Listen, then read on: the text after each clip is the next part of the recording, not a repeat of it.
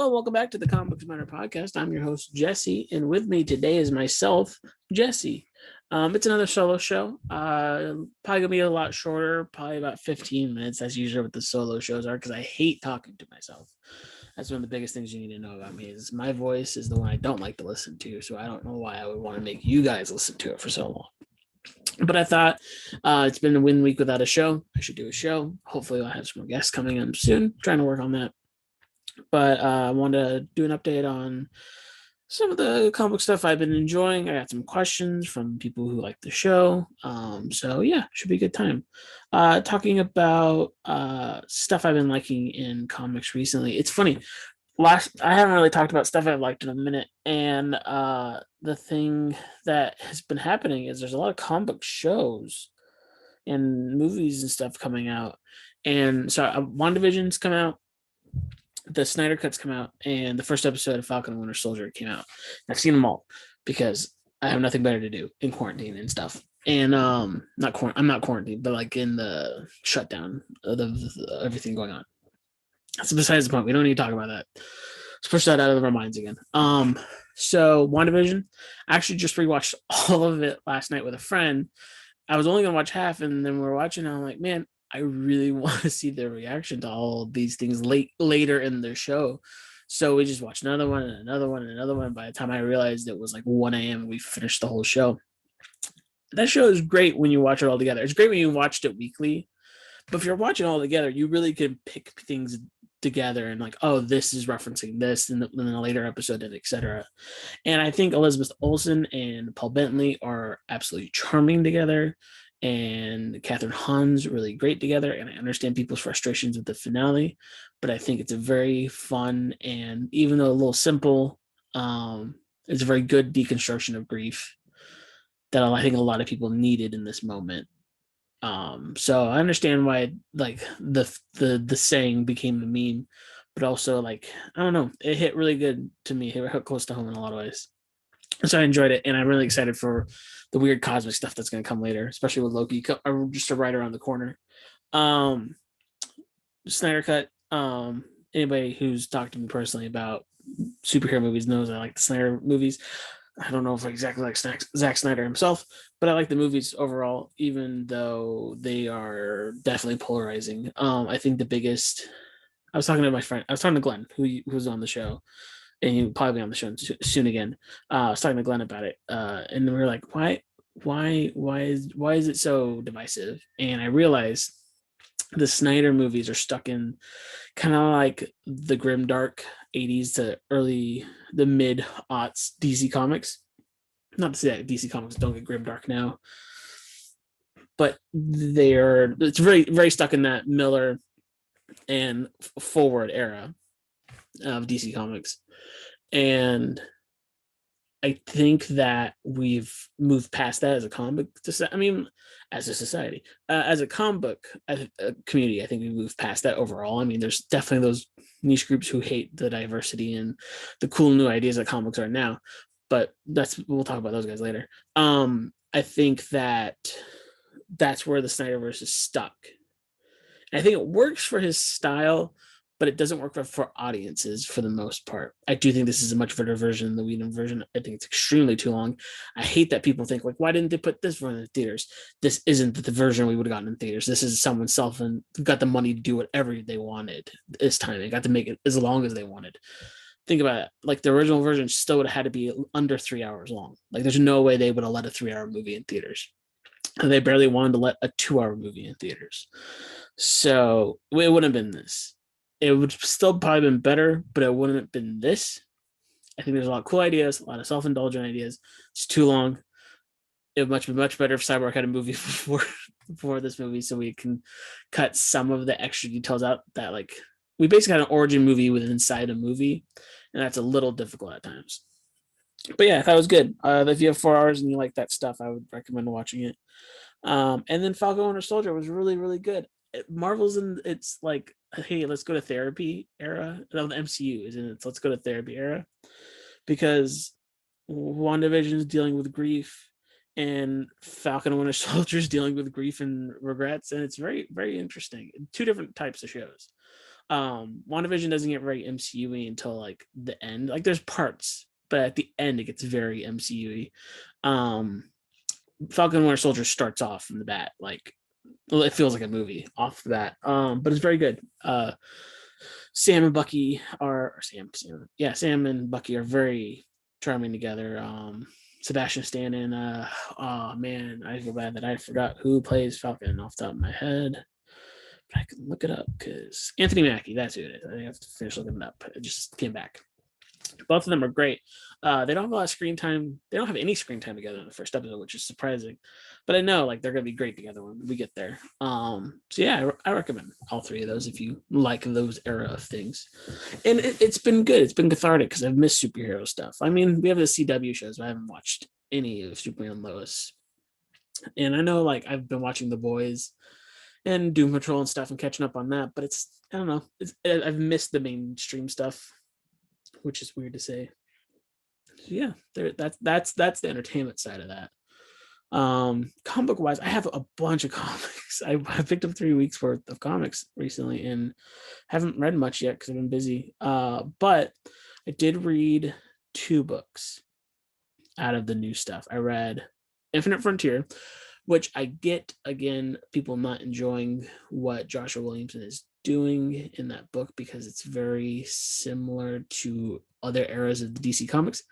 But it's my stuff. It's the stuff I love, and it's done very well. And that Alan Scott story is so good, and I'm loving the setup for who the big bad is. I know we know who that big bad is, and he's been around for forever. But this seems like a different version, like a more intense version, which is great. I love the setup for what Batman's about to do. I love everything.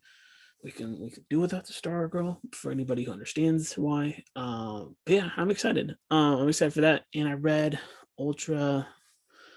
Ah man, the name escapes me. I will get it real quick by going on Twitter. But it's an independent book and it's great. Yeah, Ultra Mega by James Herron and Dave Stewart, I think, is doing the colors on it, I believe. It is great. If you love kaiju, you love Sentai stuff, you love any of that, it's that, but like hardcore. It's brutal. Like there's people dying, there's real limbs getting ripped off. It's beautiful. It's a thick book too. It's like 40 pages or something like that.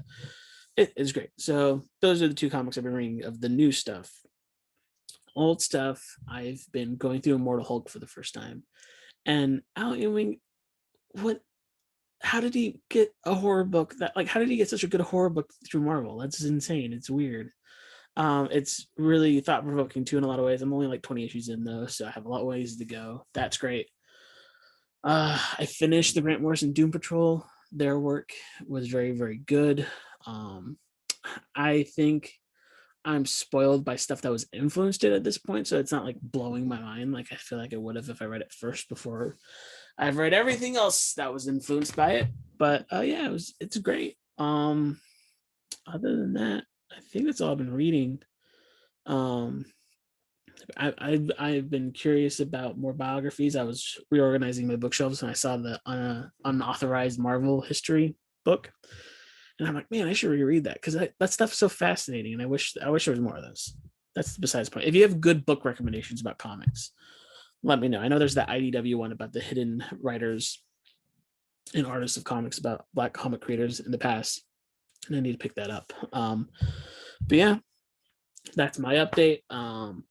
Yeah, if you guys listen to this and want to go to like the Twitter account and the Facebook page or whatever, and like just like, hey, here's the stuff I've been enjoying, do it. I love hearing what people enjoy. But yeah, let's answer some questions, and that'll be the episode basically. So I got 2 people asking a bunch of questions on the Facebook page. I'll just answer all of their questions as fast as possible. Well, not fast, but like as well as possible. So Patrick has a few questions. Patrick asks, who are the best comic animals? Lion Cat's probably the obvious best cat, but dog, Crypto maybe. Now, just like the Rogues Gallery debate, there's always the debate of who has the best pets in the comics history stuff. I don't know. I mean, I know the pets. I know I know animal characters in Marvel, but I don't know anybody has pets, right? Lockjaw, Throg, some classics. I love them. They're great in the Donny Cates book recently. The last 2 issues of Thor. Throg and Lockjaw were great in it. So yeah, I like them in Marvel. But DC, I think it's all the Batman stuff. I'm yeah, Batman fan, but like Batcow, Ace. I think they even have a cat now. It's great. It's good times. Um, how do you stay motivated with your reading projects like Doom Patrol read through? Trying to read to do Thor from the beginning and Rebirth Flash, and I've stalled on them both.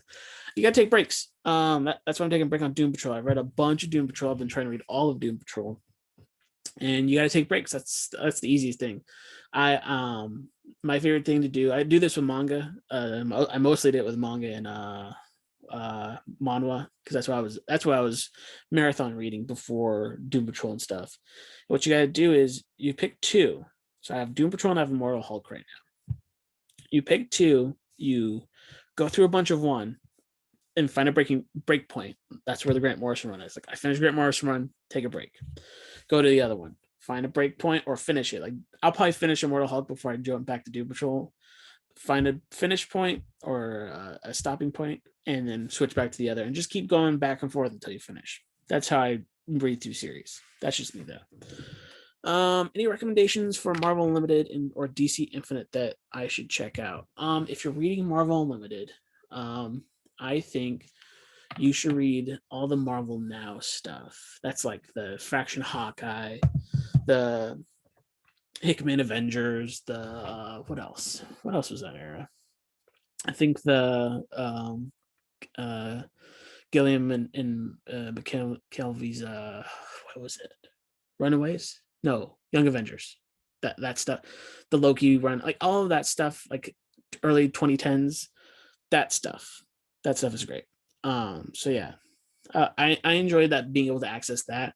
Um, I also think going back to the classics, like the old like Walt Simonson Thor or like Brubaker's Captain America, especially since like the show's out. Like read what inspired the MCU because they got inspired by mostly great stories within comics. Like that's how that works. So I would check out and see what the MCU is referencing and maybe go through that because Marvel Unlimited has most of those. DC Infinite's a bit different because I don't have to explore as much. They have a new series that I want to read that's about unpublished books that never got published, like, and they're like now publishing them just digitally. That's super fascinating. That means they got finished materials from artists and writers and they just never published it. I'm assuming they're like fill-in issues that never got used because they got out of continuity and stuff eventually because retoolings and stuff, or issues that just didn't pass the bar at the time, but now they don't care because they can just throw it out digitally for free. So I'll check that out. And honestly, I was enjoying reading old like 2000, oh not 2000, like 90s stuff in that era. There's a bunch of obscure stuff. Just I don't know, explore around. Here's what I do: pick a character that you love and read a run that you've never read. That's what I do. Let's see. Do you listen to music while you read, or do you prefer silence? It just depends. Um, Here's the thing I've stopped doing. I don't know why I ever did this, but I used to read while listening to podcasts. Can't do that anymore. My brain is not wired like that anymore. But yeah, if I listen to music, it's not usually anything intense. It's usually relaxing music like jazz or like just soft pop mostly, not like heavy metal or anything that's for other things. And any surprisingly good movies you watched this year? Now, I did ask any questions at all, so let's talk about movies for a second on this lovely comic podcast. I have watched this year 37 movies because it's all I have nothing better to do. I think if I had to pick one favorite, out of all the movies, I really liked Rashomon a lot. Um, so I like that one, and I think The Sting was also very good. But so is When Harry Met. Like I've watched a lot of really fun movies for the first time this year. So yeah, When Harry Met Sally because it's a feel good movie, and I think we do that right now. So that's those are Patrick's questions. Now Riley also has quite a few questions. So this one's a bit of a paragraph question, so I'm going to read it and then answer. Moore has often seemed and been paraphrased as being very critical about superheroes for today's audiences. In one interview, he says, and I paraphrase, that in the terms of a kind of weaponized nostalgia for characters that were golden age heroes that today's audience looks fondly toward, there's nothing wrong with having fond thoughts about this or that, but you don't have to carry it with you your whole life like some sort of magic armor. Do you think that Moore is missing something about his evaluation of superhero genre and these characters? Is there a failure of imagination on his part, as his daughter and fellow writer Leah Moore has pointed out, to see anything else in her fascination with the concept of superheroes? I think Moore is very smart. I think Alan Moore, I should clarify, Alan Moore. I think he's a very smart man. I think he understands what he's saying for the most part. I think he knows that people are going to take it at face value and kind of run away with it, like saying that superheroes are stupid. That's a paraphrase, but like he's said some stuff like that before. I think his problem, and I understand it, is adult men who have nothing better to do. Sometimes adult women, but mostly adult men, because we're the worst. Have nothing better than to hyperly obsess over these characters to the point of being just massive jerks. And Alan Moore is one of the men who have to, right? The writers, one of the creators, has to face that every time he talks, because of Watchmen, because of Superman, because of Swamp Thing, because of League of Extraordinary. Like, name something Alan Moore has created.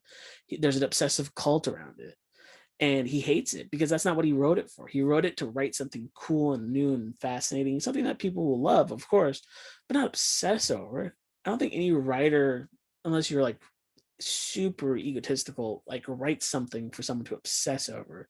You write something because you love writing the thing. And I think he also believes that us adults have taken over a market that was primarily for kids at the time. And yes, he helped with that. Don't get me wrong. And I think he knows he helped with that. But I think he believes there's space enough for both kids and adults. But we just won't let kids into the normal mainstream comics anymore. I think DC's trying really hard, and Marvel has some cool stuff too, to like bring kids back. But like, anybody reading the kids graphic novels are not gonna jump into the main DC continuity. Like, that's just not how that works. At least I don't see that working that way, because it's two different streams. So yeah, I understand where Moore's coming from. Is like, we hold on to it and make it like our personality traits. And yeah, I sometimes make my personality trait the comic book guy, but not because I'm like, oh yeah, I read comic books, I'm better than everybody else. No, I make it like, hey, I love this thing. Can I share this thing with you? That's the personality, right? But I think a lot of people do make it like, oh yeah, I'm better than you because I read comic books and that makes me smart. Like, I don't think that's true at all. And I think it's silly when people act like that. So yeah, I think Alan Moore is jaded, but not in like in the sense of like a bad way, like a reason to be jaded. If anybody has a reason to be jaded about comics, it's Alan Moore. He deserves everything. As much as I like the Tom King Watchmen and I like the Watchmen universe, I would love it if DC would just stop making Watchmen things and just give Alan Moore the rights, like full stop. Just stop publishing it, give him the rights, and leave it alone. Like, just don't touch it anymore. One, we've done too much Watchmen stuff. We just have. Like, there's really too much Watchmen stuff. And two, it just still feels gross. In today's day and age, you would think that DC would do. I mean, I know they're a corporation, and Warner Brothers owns them, and AT&T owns them. And why would they give up a giant IP like Watchmen? But it's like, everybody knows how scummy you are for still publishing Watchmen stuff. So why not just like get it off your ledger? Just push it off your ledger already. But that's just my 2 cents about Alan Moore. Let's see. Riley has one more question.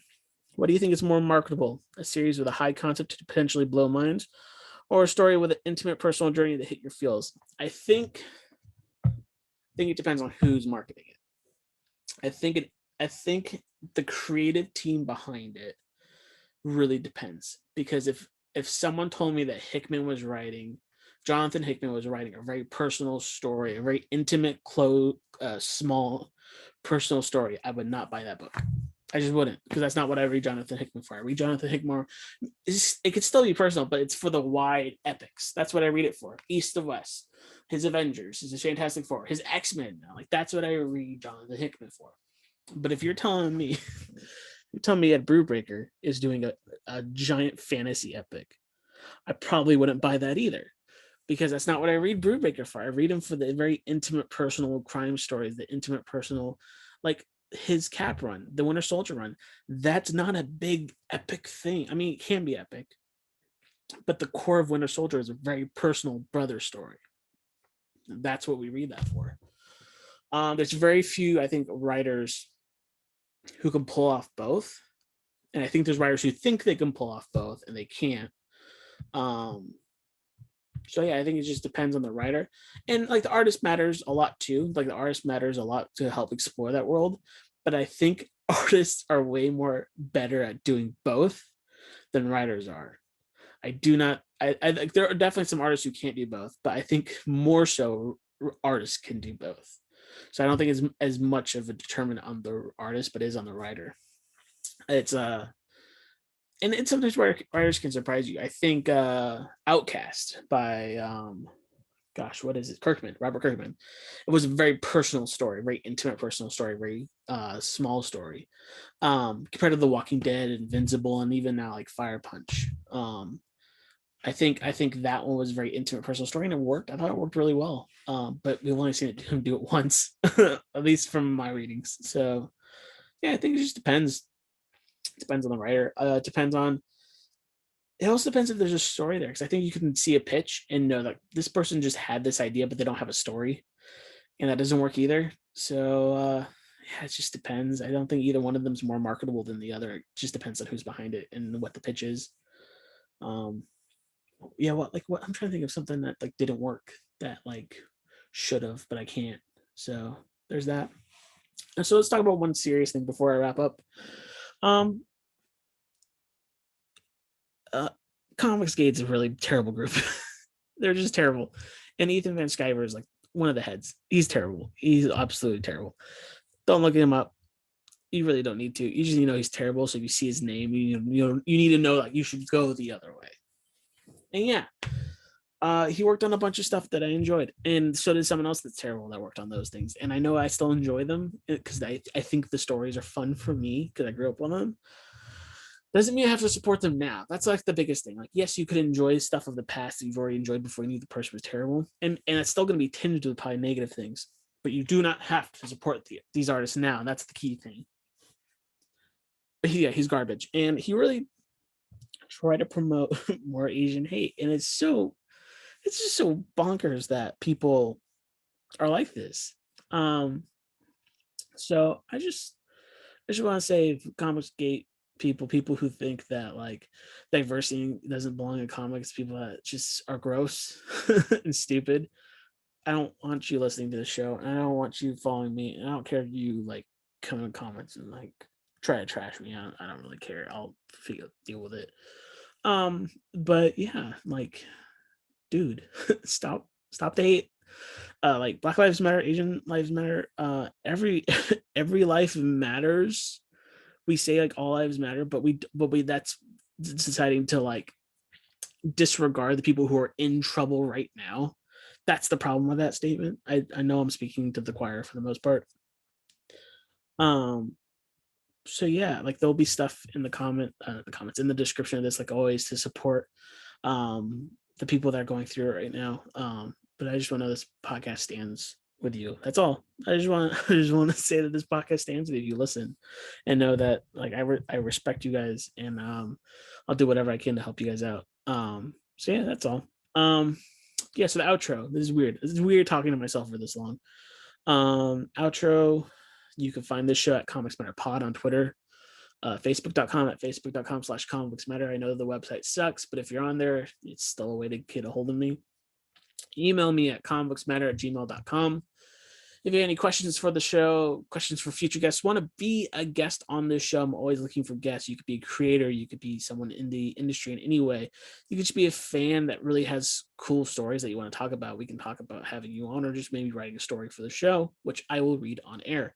I've done that before. I would love to do more of those. If you love the show, please leave a review and tell a friend on whatever platform that you want to do that on. Theme for the show is Join the Restaurant by David Szesztay.